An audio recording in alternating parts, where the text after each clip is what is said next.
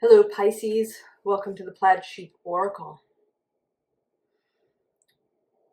Pisces,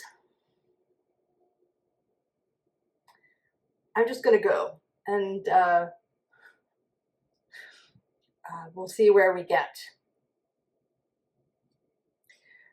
And I'm going to start not with the card that came out, but the cards around it, and then we'll get to the one that came out. So the visible underline, not surprisingly at all, is the singer of intuition. Very Pisces. You certainly do operate from your intuition, or Pisces energy does. Sometimes this can be really under the radar. In our world, we're using the word intuition isn't always welcome or understood. You may have called it your gut feeling.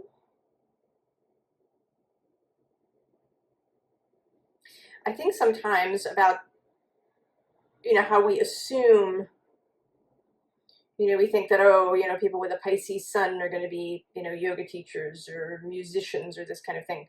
But of course, there are many Pisces out there in the world doing, sort of everyday jobs and unexpected things. So it doesn't pay to make assumptions. The one that always comes to mind is Admiral Nimitz, who was in charge of the Pacific Fleet during World War II. He had a Pisces sun. And I imagine that he often operated from his intuition, but that he called it something else. And then sometimes he might not even have realized that he was doing it. He was known as being a really good sort of people person. And I imagine that he just, he said things and did things that worked without really questioning that it might be coming through these intuitive channels.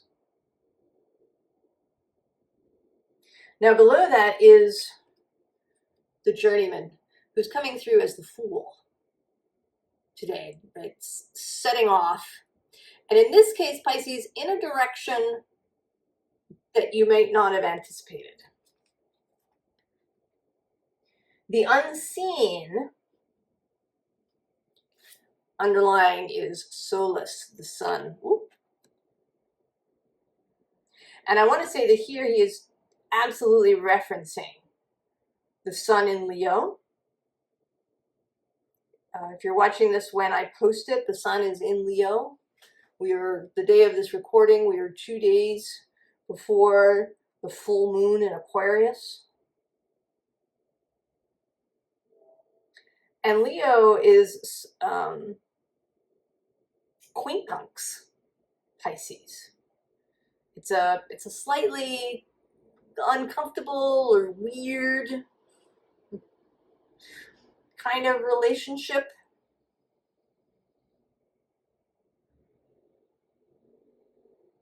Something that maybe seems awkward, like wearing, maybe clothes you've never worn before. If you, never worn heeled shoes and you try them on and they're, it's awkward at first. Or you've never used chopsticks and they're awkward at first.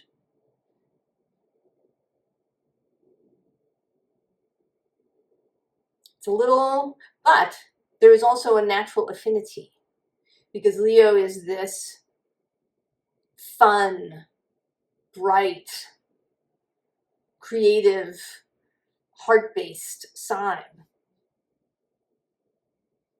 It's about wonder and magic too, and right, like fun things.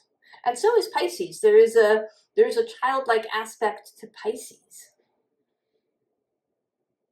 sort of pixie, romantic, fun aspect to Pisces. So there is an affinity there. But it may feel initially awkward. You're just, right, you're not used to it. And then the card that came out is the Rar. And I'm going to read a little bit of this from the book. Hold the Rar up. Rars are not naughty or wicked, just energetic. They are also not very discriminating. They like to join into whatever excitement is going on and add energy to it. In a way, they are pure potential, and they potentize whatever is happening. Rars are attracted to moms rioting and to meditation groups rising toward ecstasy and to any other strong energy states. Rars are a bit like Tigger in the Pooh stories. They bounce, they zoom, they go off on wild tangents. So this is also, although Pisces can certainly, be very imaginative and maybe go off on tangents, there's a kind of languid energy to Pisces. It's water trickling and spreading, and this is more Aries-ish.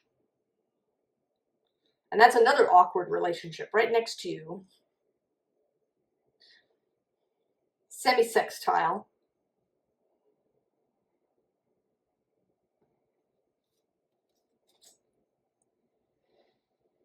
But there seems to be inspiration. Now, in the Faeries Oracle book, it goes on to talk about how, one wants to utilize the raw energy, but not let it, drive the bus, right? You should keep grounded. And I want to say, Pisces, that your advice is not that. But we'll get to that later. So the first underlying here, interestingly, is this King of Swords, Aquarius. But right below him is the Queen of Cups. And then there's this Four of Wands, right? There's something here about a marriage. A marriage between feeling and intellect.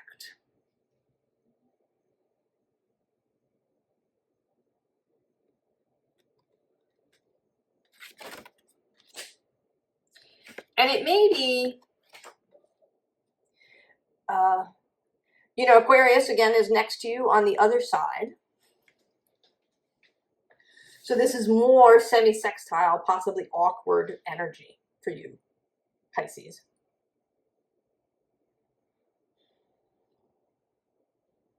And then you may have a difficult kind of relationship with really highly intellectual things or points of view. So we're already here now where you're being asked to engage with this awkward energy, and there's going to be one more in a second. The bottom here is the Three of Swords.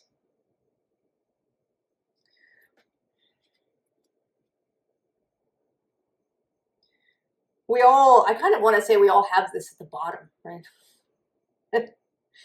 That we all have this stuff. And trauma is really just pain that is unresolved.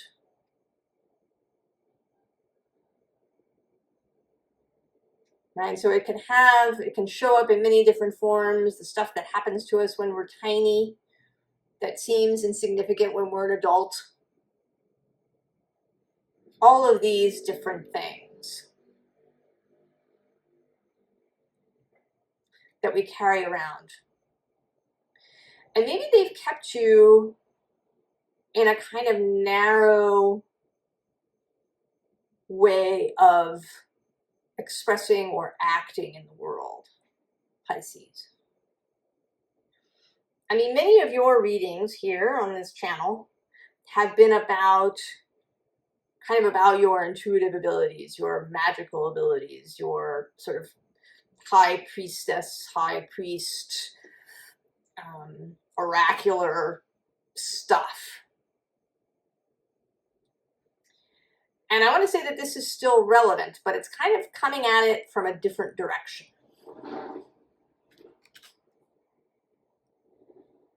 So the next card we have is Justice, and this is Libra, and this sign is also quincunx, your sign.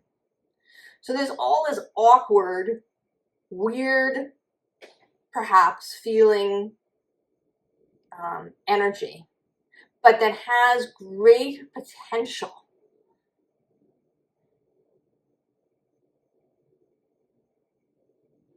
So the quincunx with Leo, there's that creative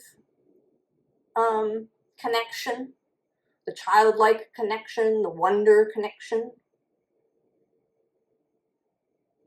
Then with Aquarius, there is a kind of group, society connection.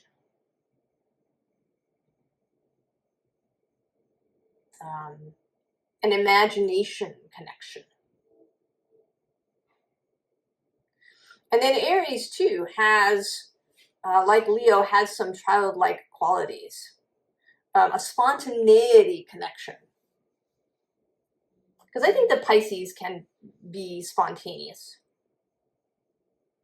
right? You have, you know, the intuitive feeling to go and do something, so you go do it. And then there's Libra. And your connection here is Venus. She is Libra's guide, and she is exalted, an honored guest in the house of Pisces. And she's moving through Virgo right across the way as we speak. And will, in the not too distant future, move into Libra before the end of August.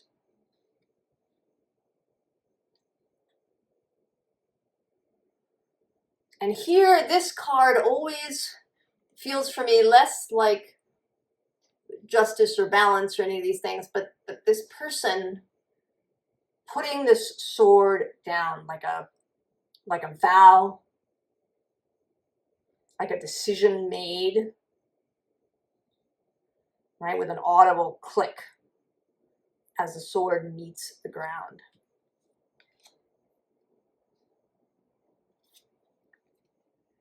So then there's this Six of Cups. And I want to say that this is people that you know, Pisces, who are going to suddenly sort of look up and say, what is Pisces doing? What is Pisces doing? This seems, right, there's something un-Pisces happening. Something unexpected, something, I mean, they are not, I want to say they're not alarmed. They are just surprised, curious. You might even be surprising yourself.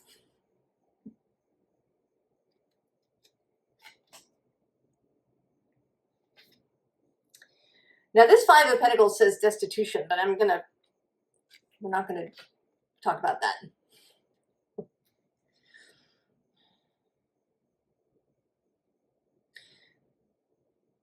But more, this card often shows up for me as faith.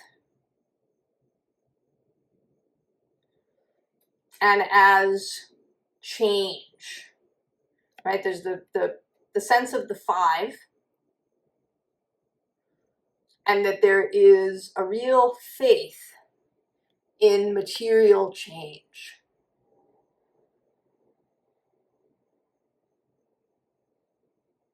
That there is acceptance isn't the right word. Maybe, I don't know. There is a surety,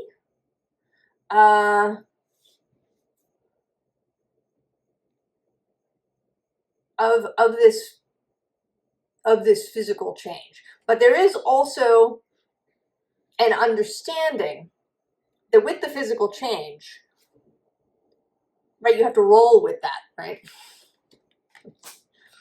And so we get the wheel. The ability to roll with the change. And that you are very good at, Pisces. You are a mutable sign.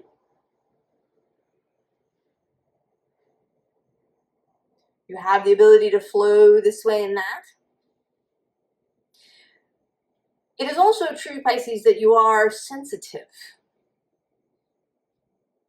So sometimes it can take you time, right? You're not like Gemini who whisks here and there, or even Sagittarius and the flame. You, right? There is a flow. It's not an instantaneous shift. But I think that in the coming days, weeks, maybe even months, you may be able to shift more rapidly than you ever have before. And it may be because of Saturn moving through Pisces. And Saturn moving through Pisces squared by Mars and Jupiter in Gemini and opposed by Venus in Virgo. So this mutable T-square,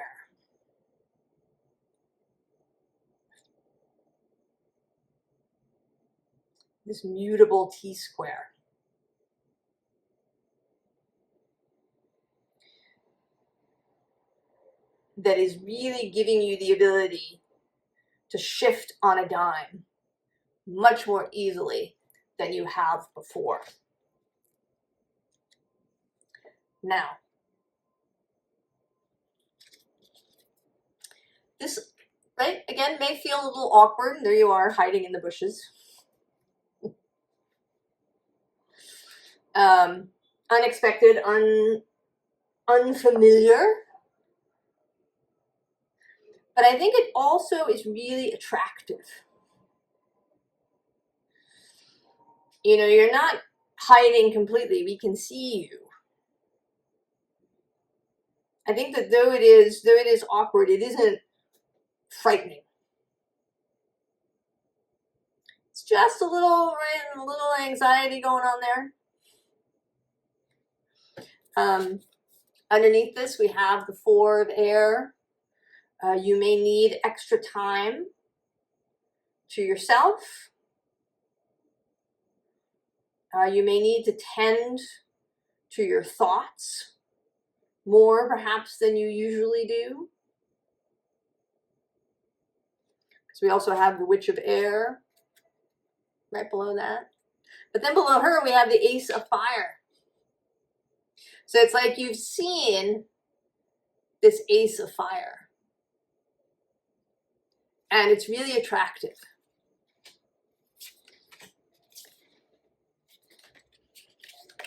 But you're feeling a little awkward about it. The bottom of the deck has the Seven of Fire. This is a decidedly Leo card, especially here with this lion. I have a different, well, not a different deck. It's actually this deck that's in here, but it hasn't shown up. Maybe we'll look for it when we get to reading this. The Waking the Lion card that has been coming out in a variety of places. There's something about that lion energy, both Leo as a sign, and then, you know, kind of that, just that lion presence. That includes living in a pride. Lions, unlike most big cats, live in a big group. There's a lot of cooperation between them. There's a real family kind of feel. And then there's this Nine of Air. This may be the thoughts. You may be finding your mind moving faster than it normally does.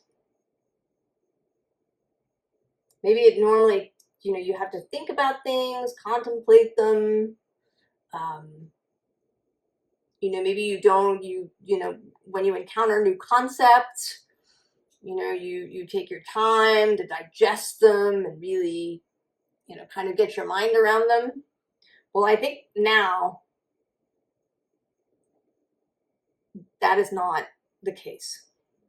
I think you're going to find yourself understanding things quicker. And Uranus is moving through Taurus, which is sextile your sign. And he is part of this upcoming full moon, if you're, again, watching this when I post it. So that Uranian energy is strong at the moment, amplified by the full moon. And Uranus is quickness.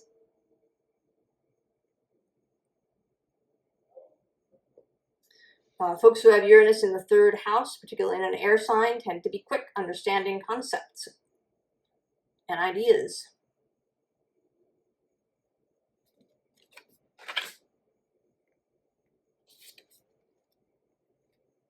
And then we have the Three of Earth. And here again, I'm seeing you now kind of as this chalk horse. And the chalk horse taking off. And these horses that happen to witness it are going to be surprised. Maybe you might have a family, you might have partners in a business, or just co-workers that are going to be very surprised that you suddenly start moving faster. That there's a kind of fire, lightning aspect to you to which they're unaccustomed. Just as much as you're unaccustomed.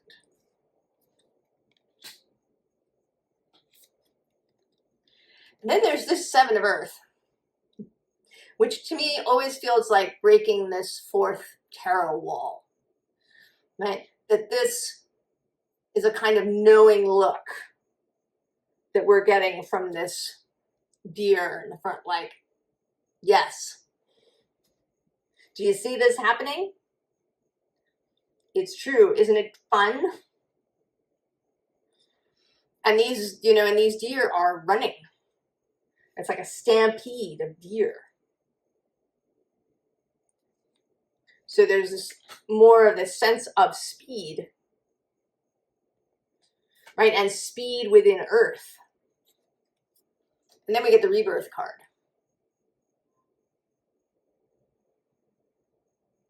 This is you feeling this freedom more completely, right? It's awkward at first, and then it's totally great.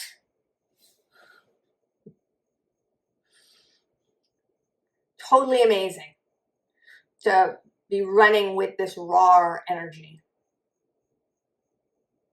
in a way that you never have before.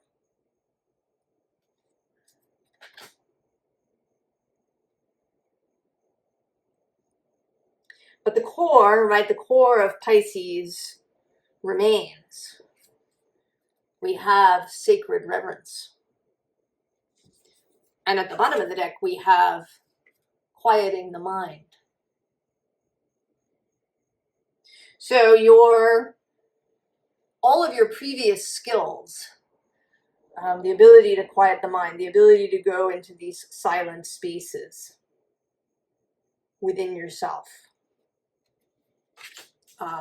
your understanding of the reverence, right, of the sacredness of all life remains. Right, the spirit of gratitude. Feeling deep appreciation for this new skill, this new energy. The Oracle's gift, still there.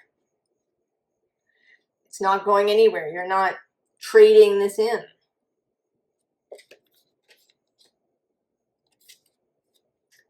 Tender embrace.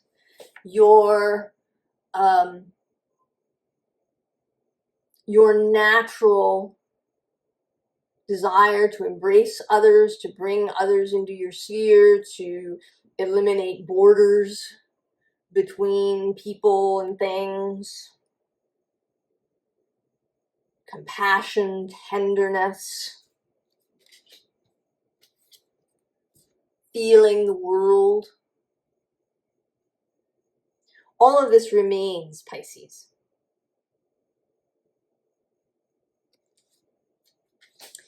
Actually, I'm going to go see if I can find the Waking the Lion card and see what it's next to and in between.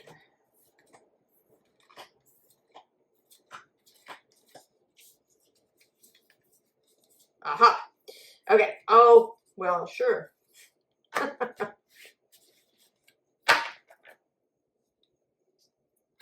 So, Waking the Lion, between a beautiful uncaging with this fiery heart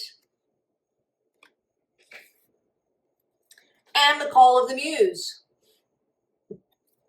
I kind of want to say that, it's almost like, between Leo and Aries, right? The call of the Muse is as Leo in this freedom of the heart, as a bit of Aries, but also Uranus, also possibly Libra. The Muse, certainly Leo, but also Aquarius and Libra.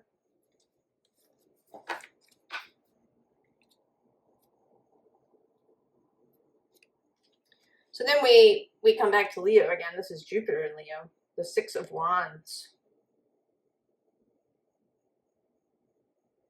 And, right, feeling like this. You've had this excitement, you know that you have the ability to ride this raw wave.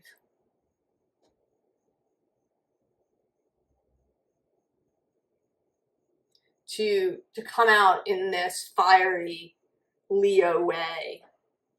Right below that actually is the Page of Emotions, Page of Cups. But here with this bright, bright, bright heart.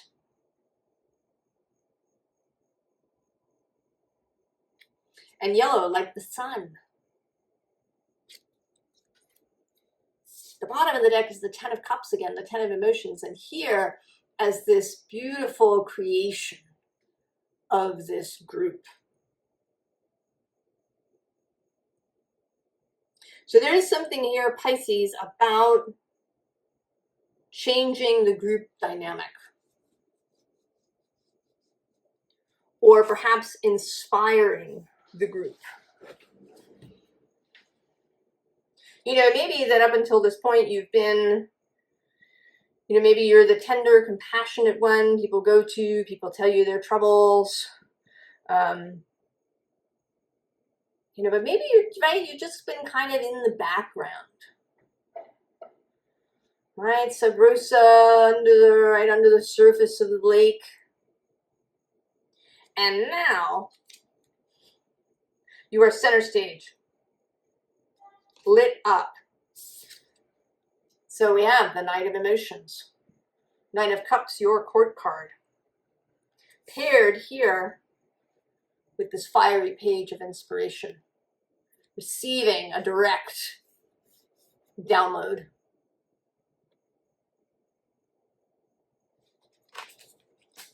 And then the Five of Inspiration. The willingness to act, to just try stuff. Sometimes grounding is overrated.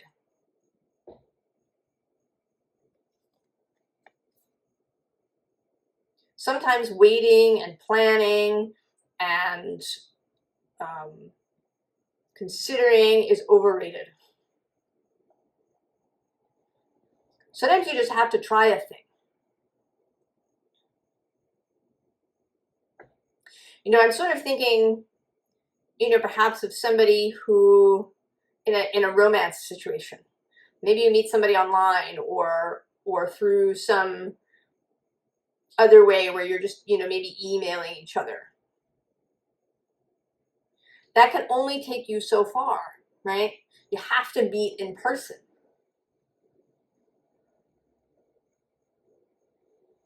Right? Your two animal bodies have to come together. And over planning can just leave you feeling like you can't act. You know, you've never, right? There's, well, what about this? And what about that? It can be a way to completely stall yourself.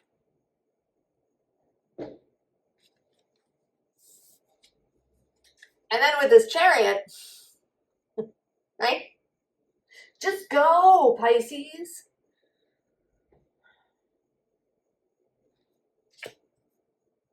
Just go. There's this, right? This fire has been lit. You've discovered that you have the skills, the strength, the ability to act in a flash, that it's not beyond you, that you can, right, call on this solar plexus will, because we all have, right, we all have all the signs in our natal chart, even if they don't have a placement in them.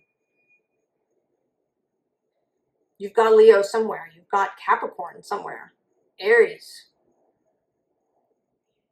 Sagittarius, these signs of action, the cardinal signs of initiation.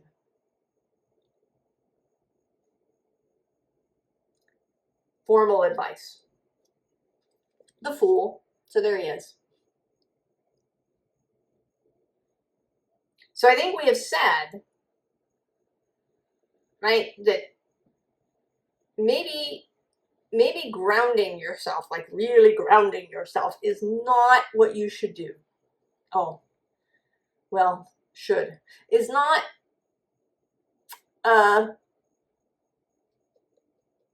advised, is a suggestion, is to just go.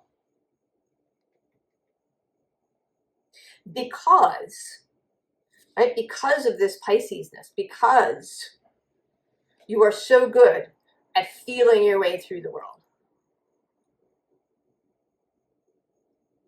This is really kind of revving up that system, making the intuitive hits faster.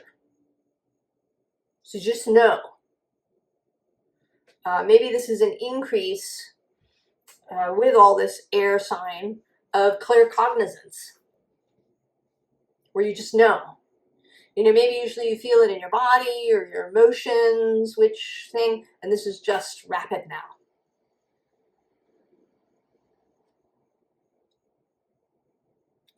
And with this Seven of Swords, right, this sort of self-satisfied thing going on here, I'm going to say that you're going to feel really good about it, that there's actually going to be some satisfaction at surprising people. That there's some satisfaction to be had. And with this Four of Staves, Wands at the bottom, that there's kind of method to the madness.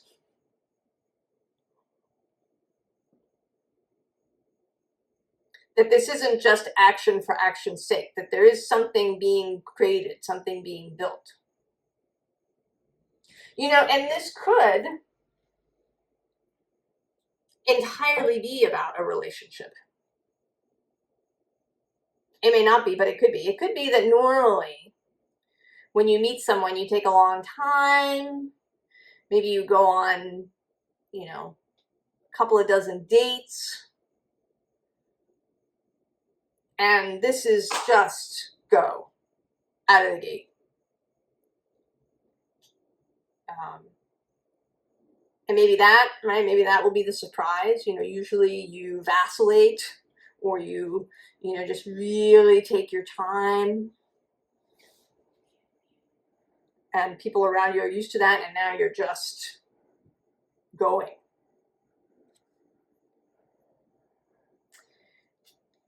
Interestingly, we have here the Eight of Cups. And this is Saturn in Pisces.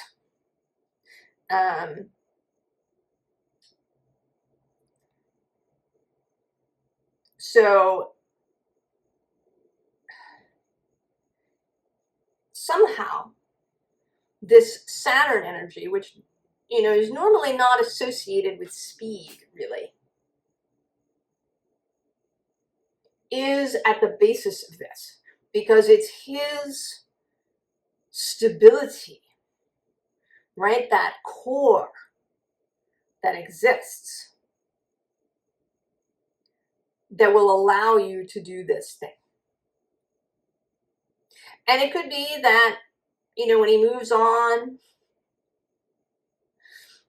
into Aries later, he goes there a little bit next year, 2025, and then he moves there completely in 2026, that you will, you know, that some of this will change, that you may kind of go back to operating as you did before, maybe, although not necessarily. But for the moment, this extra containment, extra stability exists in your space, and you can use it, right? Standing on Saturn to play with Jupiter and Mars, right? That's Sagittarius and Aries. To play with the sun of Leo.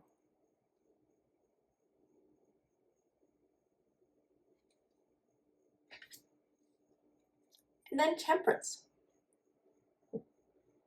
And this is, right, this 1 foot on land, 1 foot in the water.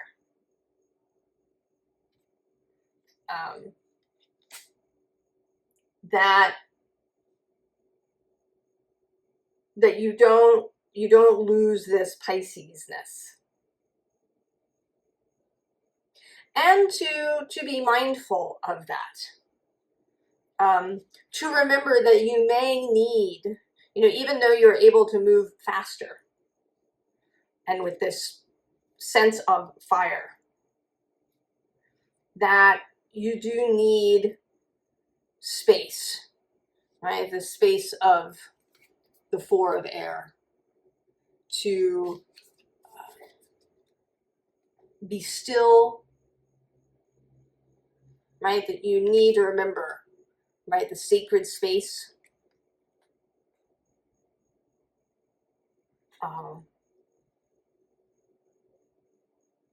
To nourish yourself in the ways that you always do and that you've learned to do for yourself. And then we have death.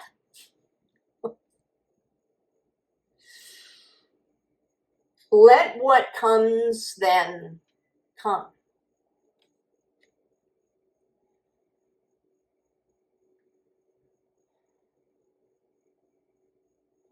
Don't be afraid. Be curious. Be interested. I mean, there is a sense here too of, right, that self-nurturing thing that's kind of a Cancer aspect.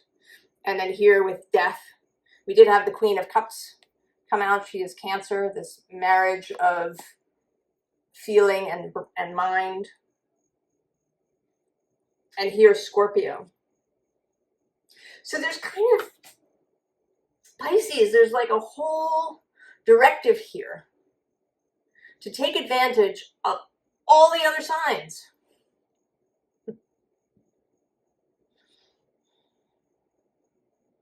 To kind of, to be extra shapeshifty.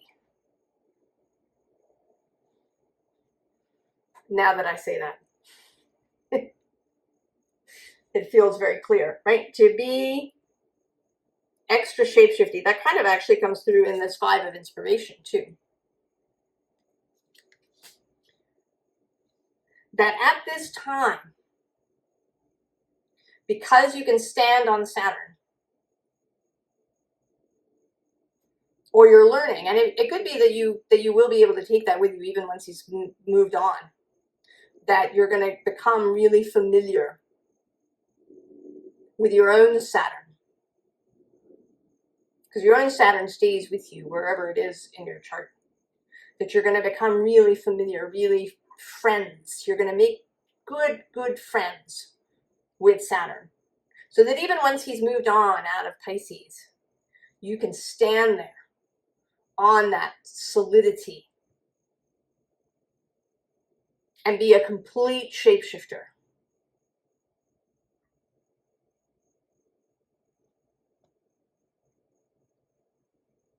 That if you need to be Aries today, you can do that. And if you need to call on Capricorn tomorrow, you can do that. That all of it is available to you. And that it will only enhance the core of Pisces. It will enhance the oracular gift if you feel you have that. It may enhance your, you're helping others, if that's a thing. It will enhance your artwork, your creativity.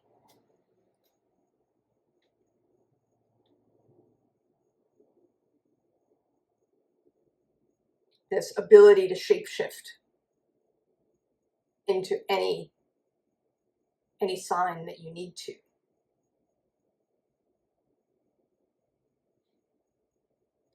Oh, Pisces. That's powerful, right? Waking the lion that maybe you didn't realize was there inside of you.